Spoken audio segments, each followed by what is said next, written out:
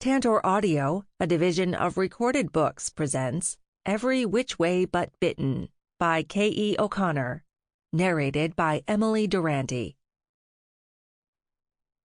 Chapter 1. We're Going on a Ghoul Hunt. I flexed my paw and winced.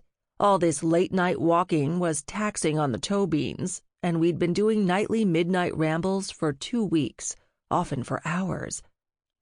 But I didn't mention my discomfort to Zandra, my wonderful witch and bonded magic user. She had enough on her mind without having to figure out how to fit in a paw massage for me. Ever since her mother, Adrian the Ghoul, had broken into Verona Stoll's house and tried to bite her, we hadn't stopped searching. And if that meant my toe beans were tender, then so be it. "This looks promising." Zandra crouched by the remains of a small furred rodent. This could have been one of her feeds. I dutifully sniffed the decaying corpse, being careful not to wrinkle my adorable booping snooter. It's possible there aren't any holes in the flesh to suggest a carnivore got this one. Zandra grimaced as she rubbed her eyes and yawned. "Let's call it a night," I said. "You're exhausted." She stood and placed her hands on her hips, her dark gaze flicking around the densely packed trees. "And I'll remain exhausted until I find Adrian and bring her home." Her tone suggested I shouldn't push unless I wanted an argument. We'd had a few of those recently. "Then take a rest and eat something. You've got granola bars in your pocket." "I'm not hungry. Let's keep moving."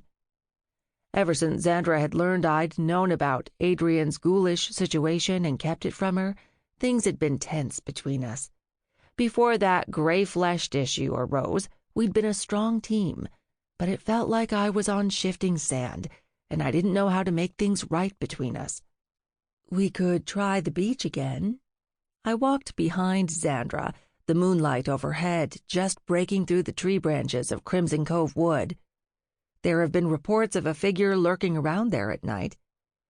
"We've tried the beach several times and found nothing, and there's barely any cover for her to hide over there.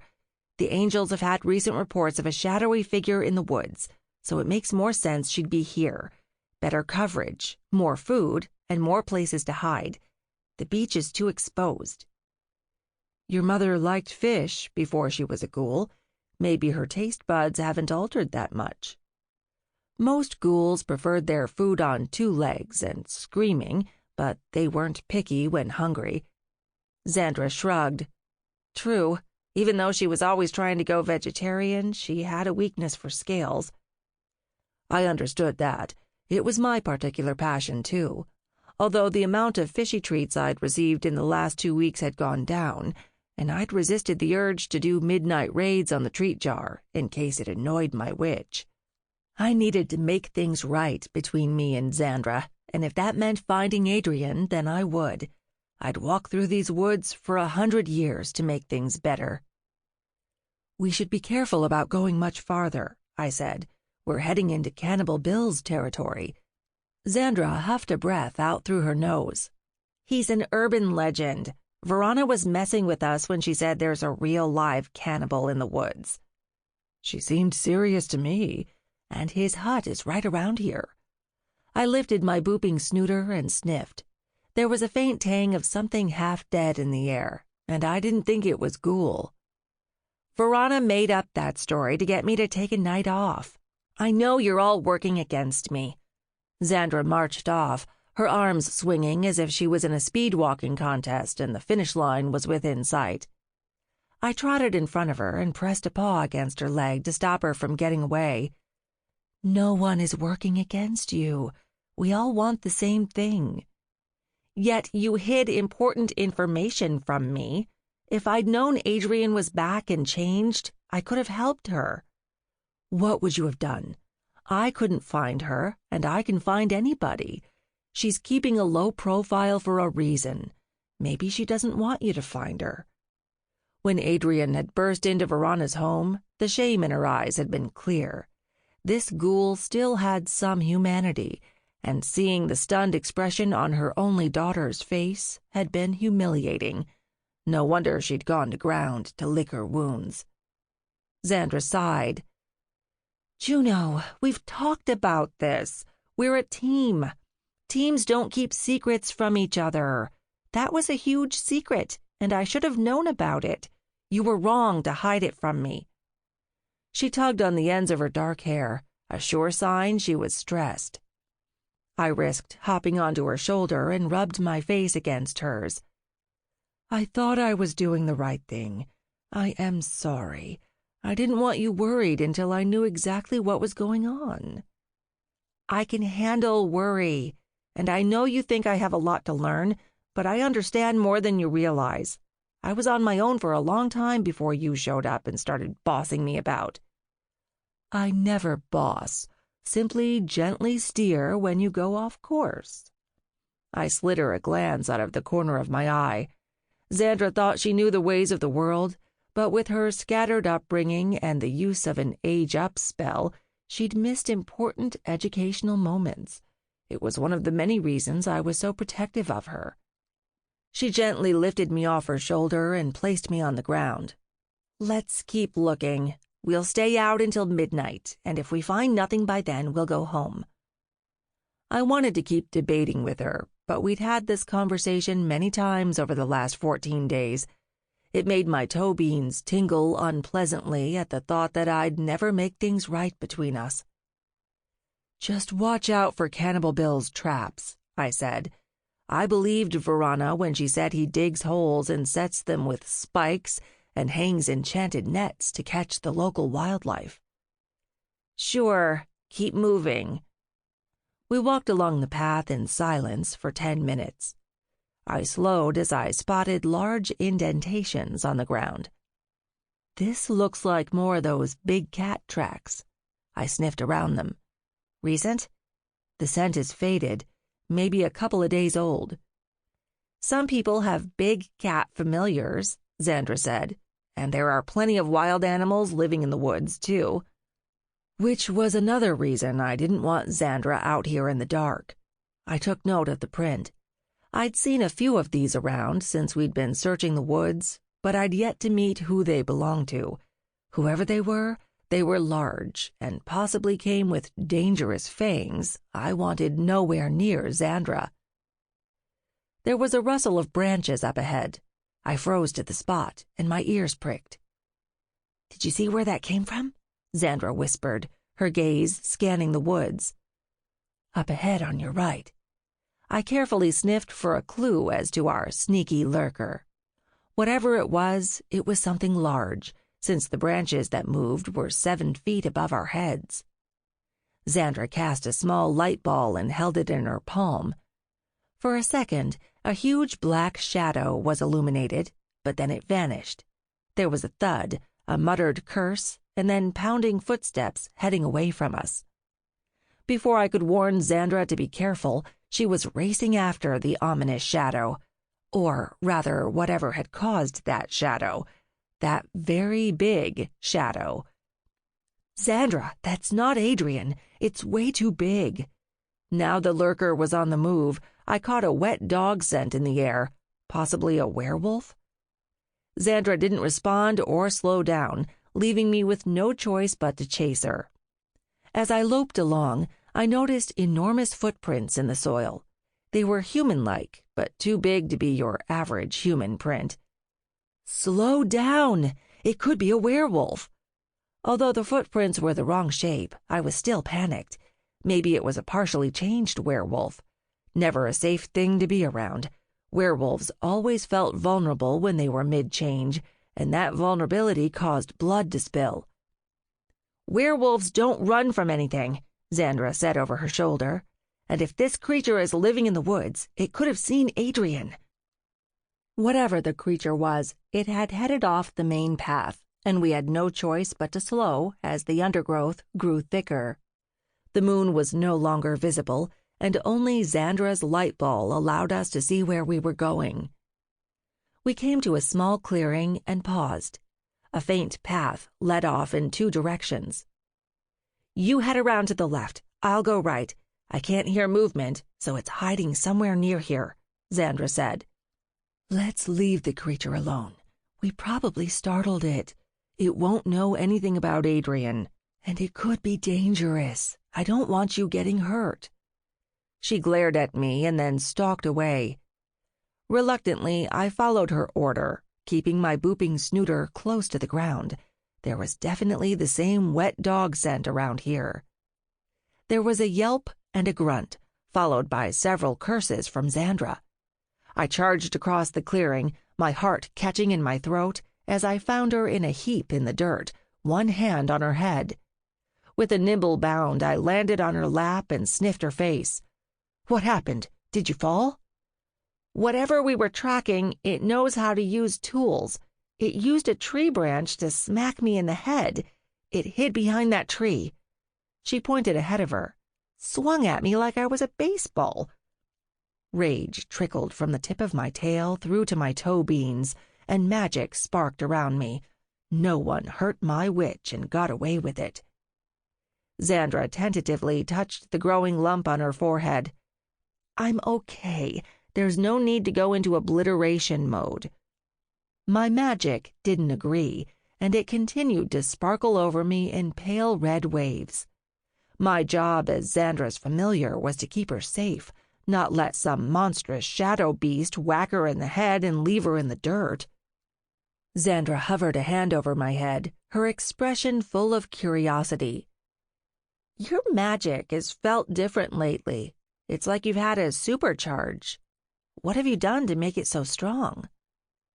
I held in my rage to avoid my magic blasting out. This was another secret I kept from Zandra. "I'm the same as always. I'm just angry anyone dared hurt you. We should have stayed together." She sighed and lowered her hand, gently stretching her neck from side to side. "I have to find Adrian. She's here somewhere, and I must talk to her.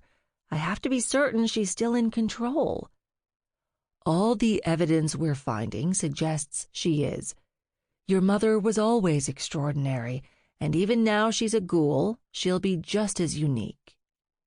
Most ghouls became mindless slaves with no ability to think for themselves, but my brief encounters with Adrian after she'd been turned suggested she was different.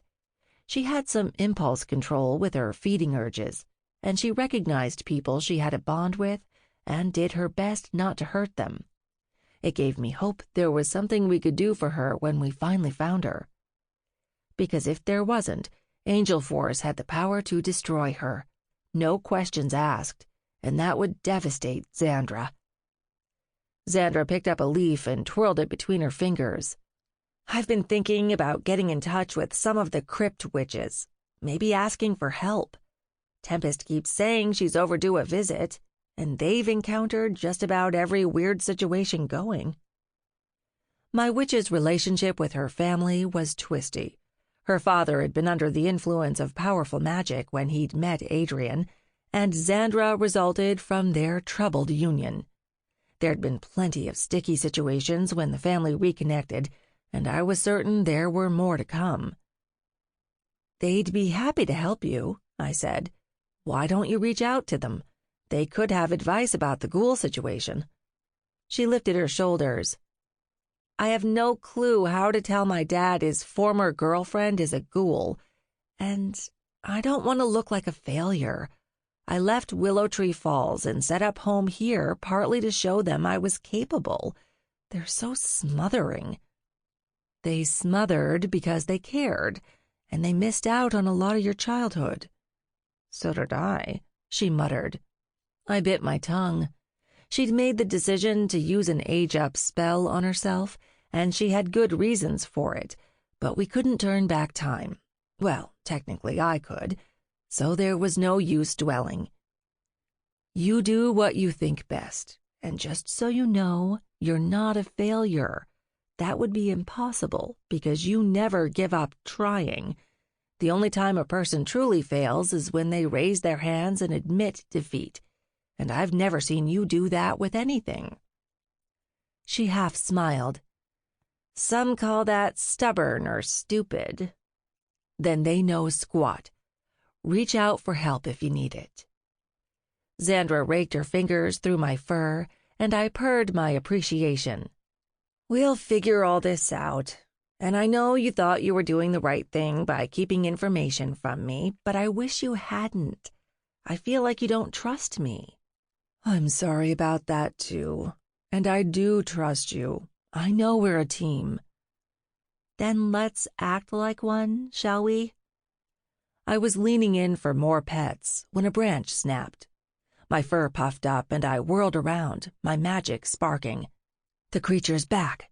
I raced off, ignoring Zandra's protests. I'd teach this monster a lesson. It hurt my witch, and that was unacceptable. I had a streak of benevolence in me when I chose to use it, but not when it came to anyone harming Zandra. I lasered in on the shuffling sounds close by. The creature must have come back to see if Zandra was still alive. Perhaps it wanted to eat her. I growled low in my chest at the thought of anyone damaging her. As a high branch was pushed back and a shape revealed itself, I unfurled my ancient power, leaped into the air, latched onto a well-muscled arm, and shredded. Chapter 2. Awkward. "What the heck? Juno, get off me! What are you doing to my wing?" My rage haze had me so focused on destruction, it took me a few seconds to see I was ripping through Finn's white angel wing. Not only that, but there was blood trickling down his arm from where my murder mittens had latched on. "I knew Juno would eventually see through your fake good guy act and give you a beating." Torin Connor appeared behind Finn, grinning as he took in the scene. "Bad night, kitty?" I removed my teeth from Finn's wing and dropped to the ground. "Greetings and apologies. I thought you were back to attack Zandra." Nope." Finn inspected his wounded wing. "Who wants to attack her?" I smoothed my ruffled fur, dragging in my magic so no one would get injured. "We disturbed a creature in the woods and chased it. Zandra got whacked in the head." "Is she hurt?" Torin's eyes flashed amber for a second, revealing his part dragon side.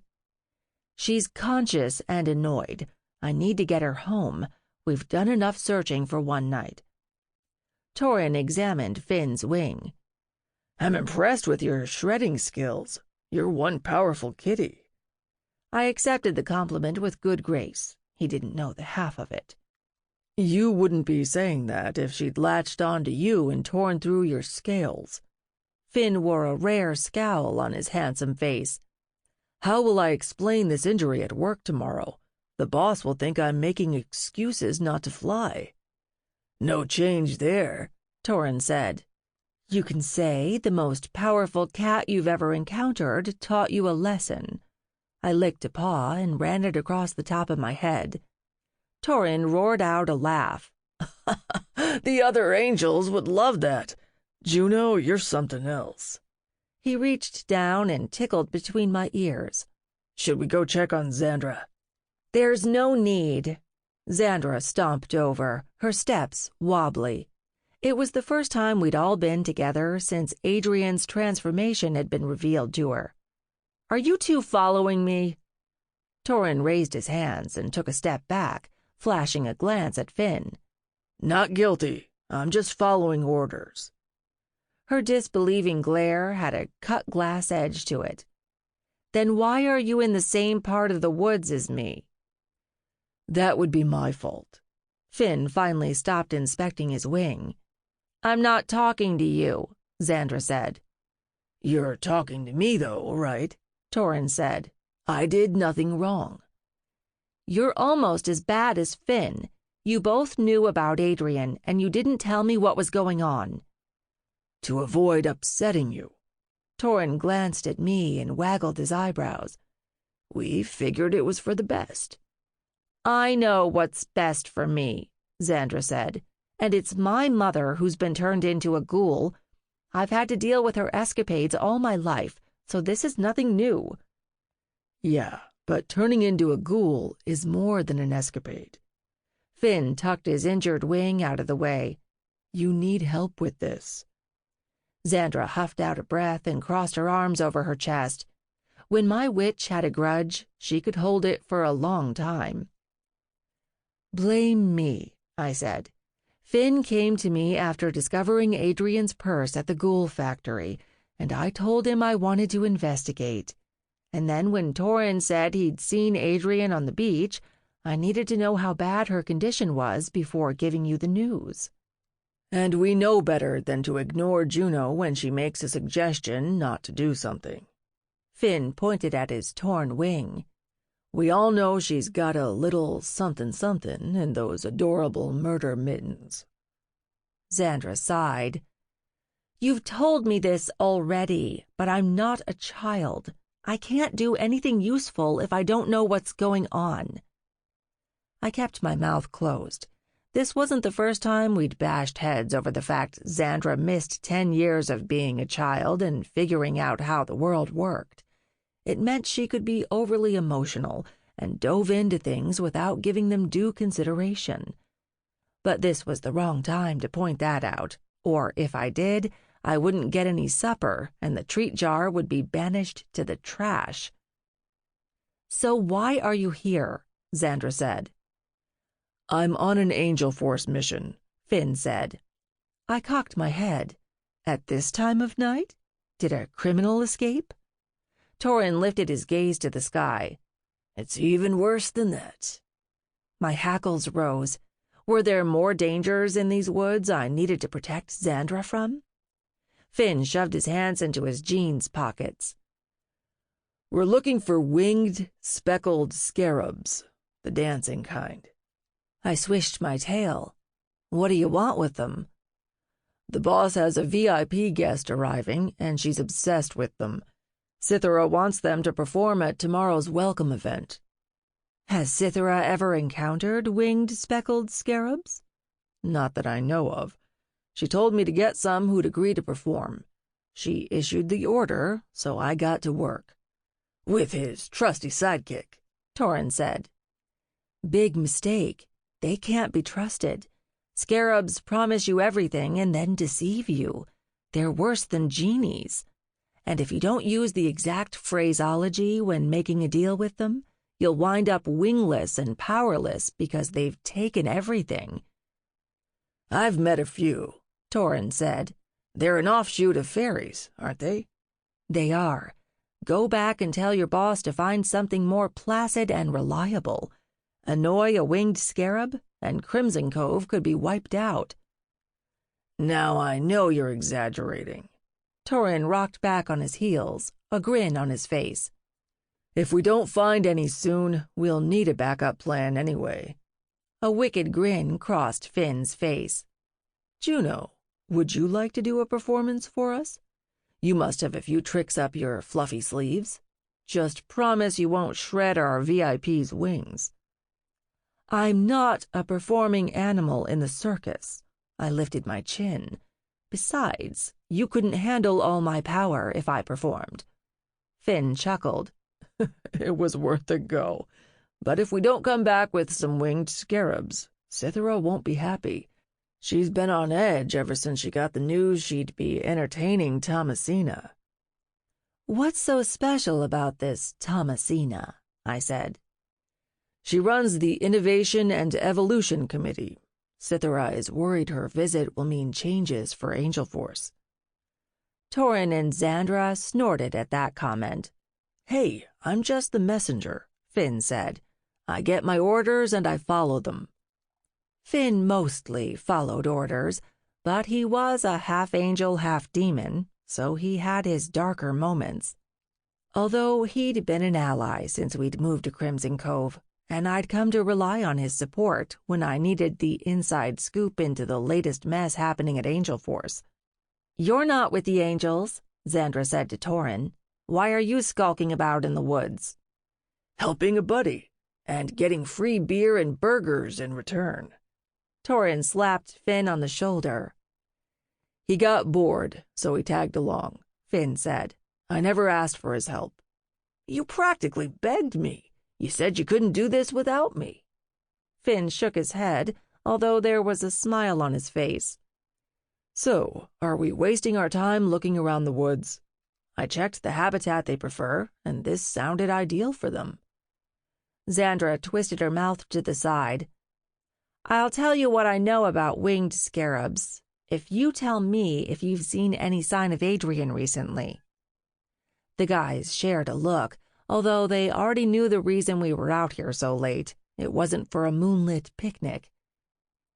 We found signs of her feeding in this area, I said, to encourage them to share, although we can't be certain it was Adrian.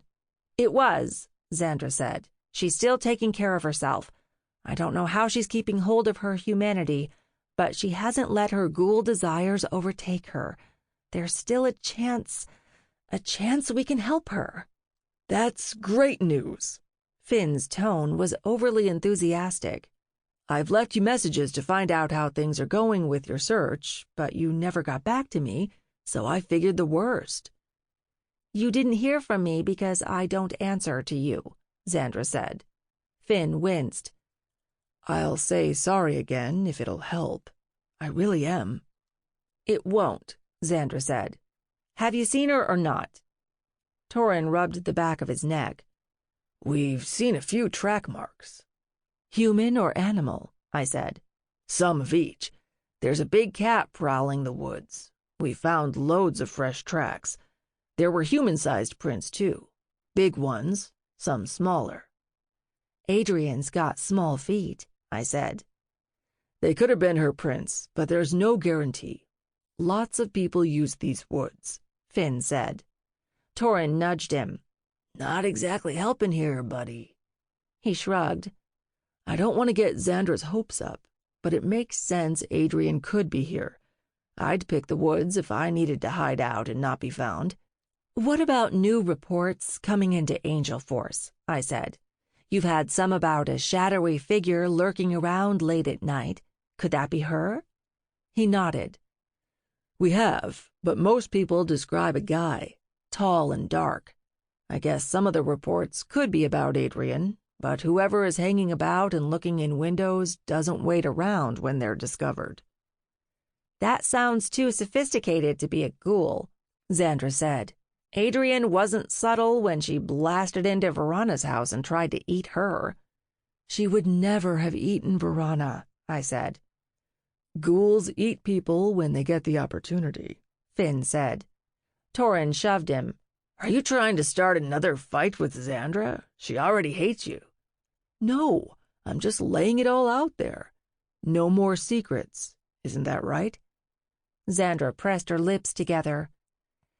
And while I appreciate that, it'll take more than a little cooperation and a few apologies to get things back on track. We may even be past that stage. Finn and Torin looked shamefaced and disappointed.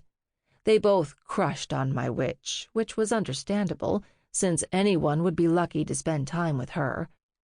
I shuffled back until my paws touched Zandra's boot. If she unfriended Finn and Torin, I'd have to do the same. I'd always stand with her, even when she didn't make her decisions on sound logic and followed her heart.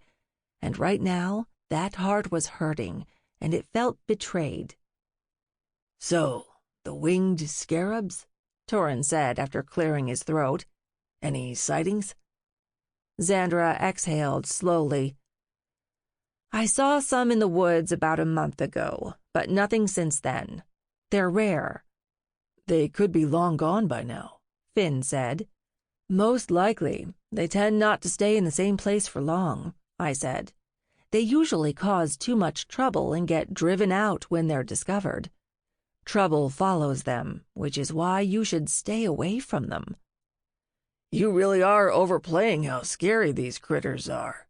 They're tiny, Torin said. Little can be lethal. I slashed my murder mittens through the air. Finn grimaced and glanced at his wing. I'm convinced by that argument. Try along the eastern edge of the woods, Zandra said. That's where I last saw them.